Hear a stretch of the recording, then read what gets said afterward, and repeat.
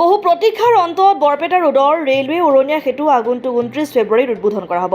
উৰণীয়া সেতুখনি উদ্বোধন কৰিব ৰাজ্যৰ মুখ্যমন্ত্ৰী ডক্টৰ হিমন্ত বিশ্ব শৰ্মাই। সিদিনা দিনৰ 10 বজাত ৰেলৱে উৰণীয়া সেতু উদ্বোধন কৰাৰ পিছত বৰপেটা ৰোডৰ ষ্টেডিয়ামত এখনি কৃতজ্ঞতা সভা অনুষ্ঠিত হ'ব।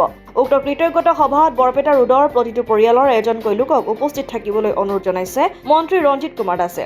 উল্লেখ্য যে প্ৰাক্তন মুখ্যমন্ত্ৰী সৰ্বানন্দ সোণোৱালৰ দিনত বৰপেটা ৰোডৰ ৰেলৱে অভাৰব্ৰিজ নিৰ্মাণ কাৰ্যৰ শুভাৰম্ভ কৰা ৰেলৱে উৰণীয়া সেতুখন অটল উৰণ সেতু নামকৰণ কৰা হৈছে বুলি ৰঞ্জিত কুমাৰ দাসে জানিবলৈ দিয়ে।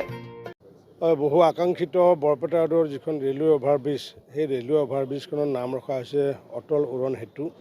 আৰু সেই অটল উৰণ সেতু এইকাৰণে ৰখা হৈছে যিহেতু মাননীয় প্ৰধানমন্ত্ৰী, তৃতীয় প্ৰধানমন্ত্ৰী আমাৰ অটল বিহাৰী বাজপেয়ী ডাঙৰীয়াই যি ডনাৰ মন্ত্ৰালয় যি স্থাপন কৰিছিলে, আৰু সেই ডনাৰ মন্ত্ৰালয়ৰ পৰাই যেতিয়া আমাৰ নৰেন্দ্ৰ মোদী ডাঙৰীয়াই যেতিয়া প্ৰধানমন্ত্ৰী হৈছিলে, প্ৰতিষ্ঠিত হৈছিলে, তেতিয়া ডনাৰ মন্ত্ৰালয়ৰ পৰা আমি 34 কোটি টকা আমি ফাণ্ড আনিছিলোঁ। আৰু সেই ফাণ্ড অনাৰ পিছত যিহেতু আমি ৰিডিজাইন কৰিবলগীয়া হৈছিলে আমাৰ ৰেলৰ ওপৰৰ ট্ৰেকটো, আৰু কিছুমান কাৰিকৰী সমস্যা আছিল, যাৰ কাৰণে অতিৰিক্ত 9 কোটি টকা ভাৰত অসম চৰকাৰে প্ৰদান কৰিছে। গতিকে এই প্ৰায় 43 কোটি টকা ব্যয় সাপেক্ষে খৰচ হ'বলগীয়া ব্ৰিজখনত বৰপেটা ৰোডৰ বহু ৰাইজৰ বহুদিনৰ এটা দাবী আছিলে। আমিও ৰেল সংগ্ৰাম সমিতি কৰিছিলোঁ, বিভিন্ন সময়ত বিভিন্ন ধৰণে লাগি ভাগি আছিলোঁ। 2011 চনৰ পৰা লাগিছিলোঁ। প্ৰেক্টিকেলি দেখিছোঁ 2014 চনৰ পৰা আমি ইয়াৰ গতি এটা লৈছিলে।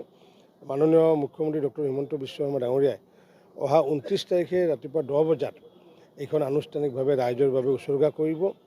আৰু সেইদিনাখন আমাৰ যিহেতু 20 তাৰিখে ঢালাইটো হৈ গ'ল ৰেলৰ ওপৰত, কিন্তু অধিক মজবুত হৈ থকাৰ স্বাৰ্থত আমি মানুহ চলাচলটো থাকিব, কিন্তু আৰু 10 দিন আমি হেভি গাড়ী আমি চলাব দিব নোৱাৰিম। কাৰণ কিয় অভিযন্তাসকলে কৈছে যে আৰু 10 দিন হ'লে ভাল, যদিও এওঁলোকে কণ্ট্ৰেক্টৰে কৈছে যে মালিগাঁৱৰ ব্ৰিজতো তেনেকুৱাকৈ অত্যাধিক যি ফৰ্মুলা এপ্লাই কৰি পেলাই 10 দিনৰ ভিতৰতে একুৱাৰিং হোৱা বা মজবুতীকৰণ হোৱা কামটো ইয়াতে হৈছিলেও, যদিও আমি আগন্তুক দিনত ভৱিষ্যতৰ বেছি সুৰক্ষাৰ স্বাৰ্থত আমি আৰু 10 দিন উদ্বোধনী হোৱাৰ পিছত ভেহিকেল চলোৱা বন্ধ থাকিব, কিন্তু মানুহৰ অহা যোৱা চলি থাকিব।